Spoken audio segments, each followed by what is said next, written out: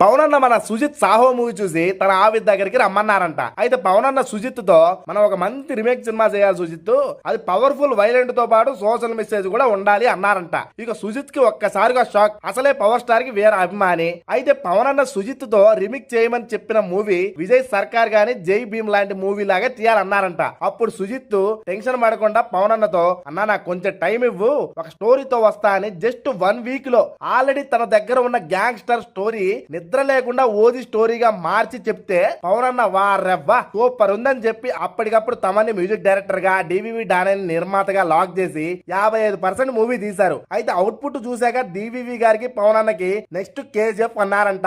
ఆ range of elevation stuff ఉంది OG మూవీలో. ఇక ఓజీ హిట్ అయితే పవన్ అన్న డేట్స్ ఇచ్చాక ఓజీ 2 కూడా స్టోరీ ప్రిపేర్ గా ఉందంట సుజిత్ దగ్గర. ఇక ఎలక్షన్ అండ్ డిప్యూటీ సీఎం అవడం వల్ల షెడ్యూల్స్ అన్ని పోస్ట్ పోన్ అయ్యి ఇంకా షూటింగ్ బ్యాలెన్స్ ఉండిపోయింది. ఈ మధ్యలో సుజిత్ పవన్ అన్న అడిగితే